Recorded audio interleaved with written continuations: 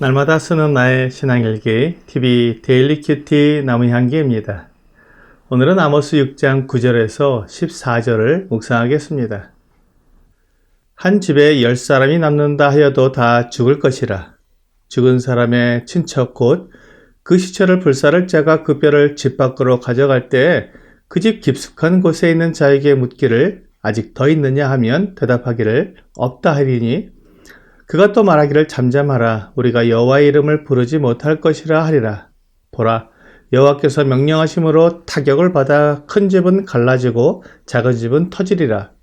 말들이 어찌 바위 위에서 달리겠으며 소가 어찌 거기서 밭 갈겠느냐.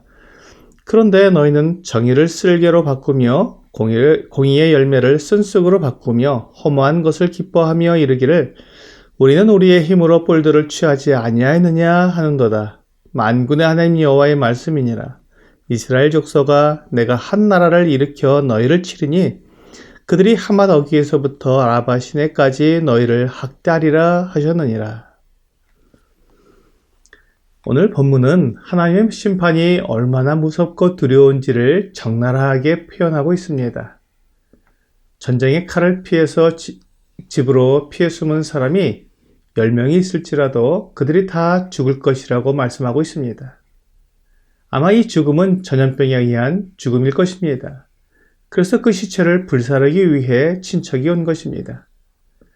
전염병으로 죽은 시체는 병원균의 온상이기 때문에 온전하게 장사를 치를 수 없습니다. 그 시체를 화장하여 더 이상 전염병이 퍼지지 않게 막아야 했습니다. 그런데 집안에서 시체를 꺼내던 친척이 그 집안에 숨어있던 생존자를 발견합니다. 그리고 그에게 묻습니다. 남은 자가 더 있느냐? 그러자 남은 사람이 없다고 대답합니다. 이에 그 친척은 조용히 하고 여호와의 이름을 속삭이지도 말라. 혹시 그가 들을까 두렵다고 말합니다. 만일 하나님께서 그 집안에 남은 사람이 있다는 것을 아신다면 그를 죽이기 위해 돌아오실까봐 두려워한 것입니다. 하나님께서 이스라엘에게 기회를 주셨을 때에는 하나님의 이름을 부르며 하나님께로 돌아오는 자를 받아주시지만 하나님의 심판이 시작되면 하나님의 이름을 부르지도 못할 만큼 그 재앙은 끔찍할 것입니다. 하나님께서 사람들을 멸하신 후에는 심판하는 군대에게 명하여 그 집들을 큰 집이나 작은 집이나 가리지 않고 다 무너뜨리게 하십니다.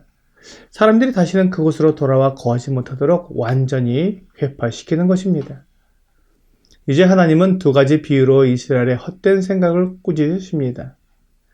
하나님께서 선지자들을 통해 경고하시는 그 경고를 무시하고 이스라엘이 안전할 것이라고 외치는 이스라엘 지도자들과 백성들의 생각이 얼마나 헛된지 말씀해 주시고 있습니다. 첫 번째 비유는 말들이 바위 위를 달린다는 것입니다.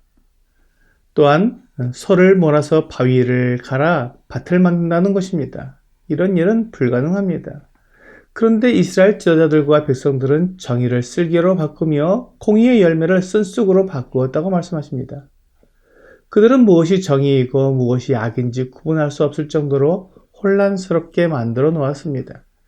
하지만 하나님은 그것을 용납하지 않으십니다. 그들이 혼란스럽게 만들어 놓은 것을 다 바로잡으실 것입니다. 이스라엘은 허무한 것을 기뻐했고 그들의 힘으로 뿔들을 취했다고 말했습니다. 허무한 것은 로다발이라는 말인데 이는 로드바레를 일부러 바꾸어 부른 말인 것으로 보입니다. 그리고 뿔들이라는 것은 가르나임이라는 성을 말합니다. 이스라엘은 그들의 힘으로 로드발과 가르나임을 정복하여 기뻐한다고 말하는 것입니다.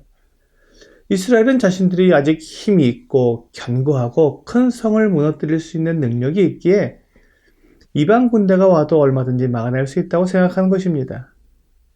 이것이 불가능하다고 하나님께서 말씀하신 것입니다. 말이 바위를 달리거나 소가 바위를 가는 것이 불가능하듯이 이스라엘이 하나님의 심판을 견뎌내는 것이 불가능하다는 것입니다. 그래서 하나님께서 이스라엘에게 말씀하십니다. 내가 한 나라를 일으켜 너희를 치리니 그들이 하맛 어귀에서부터 아라바 시내까지 너희를 학대하리라. 하나님께서 이스라엘 백성들에게 분명하게 말씀하셨습니다. 한 나라를 일으켜 그들을 치시겠다는 것입니다. 그리고 그 내용을 구체적으로 설명해 주십니다. 하맛 어귀에서부터 아라바 시내까지 학대한다고 말씀하십니다. 하맛 어귀는 이스라엘의 가장 북쪽 경계이며 아라바 시내는 사이에서 홍해 입구까지 이어지는 골짜기를 말합니다. 그러니까 이스라엘의 북쪽 끝에서 남쪽 끝까지를 전체를 다 쳐서 학대할 날을 일으키신다는 말입니다. 이로써 이스라엘을 돌아보는 힘이 누구에게 있는지 알게 하시는 것입니다. 갈라디아서 4장 6절은 너희가 아들임으로 하나님이 그 아들의 영을 우리 마음 가운데 보내서 아빠 아버지라 부르게 하셨느니라 라고 말씀하고 있습니다. 이스라엘 백성들은 재앙을 내리시는 하나님을 경험하면서 하나님의 이름을 부르지 못했습니다. 하나님을 두려워하며 그 앞에 설 수가 없었던 것입니다. 하지만 하나님은 우리에게 하나님을 아빠라고 부르게 하셨습니다. 성령님을 보내주셔서 우리가 하나님의 자녀인 것을 확증해 주시면서 담대하게 하나님을 아빠라고 부르게 하신 것입니다. 이제 우리는 하나님을 두려워하는 사람들이 아닙니다. 하나님의 사랑을 받고 하나님을 사랑하는 하나님의 자녀가 되었기 때문입니다. 요한일서 4장 16절과 17절은 하나님이 우리를 사랑하시는 사랑을 우리가 알고 믿었노니 하나님은 사랑이시라. 사랑 안에 거하는 자는 하나님 안에 거하고 하나님도 그의 안에 거하시느니라. 이로써 사랑이 우리에게 온전히 이루어진 것은 우리로 심판날에 담대함을 가지게 하려 함이니 주께서 그러하심과 같이 우리도 이 세상에서 그러하니라 라고 말씀하고 있습니다. 하나님의 심판은 두려운 것이지만 하나님의 사랑 안에 거하는 사람은 그 심판을 두려워하지 않습니다. 하나님을 사랑하는 사람은 그 안에 하나님께서 거하시기 때문입니다. 이것이 거듭난 사람의 모습입니다. 성령님은 예수 그리스도를 믿고 모든 죄가 용서받은 사람 안에 거하시며 또한 그 사람이 하나님의 자녀임을 증거해 주십니다. 그리고 영원한 생명을 가진 것을 알게 해 주십니다. 그러므로 요한복음 5장 24절에서 내가 진실로 진실로 너희에게 이르노니 내 말을 듣고 또 나 보내신 이를 믿는 자는 영생을 얻었고 심판에 이르지 아니하나니 사망에서 생명으로 옮겼느니라 라고 말씀하신 대로 심판을 받지 않을 것입니다. 오늘의 적용 질문을 보겠습니다. 내가 두려워해야 할 분은 누구입니까? 하나님은 모든 사람을 공의로 심판하시는 분입니다.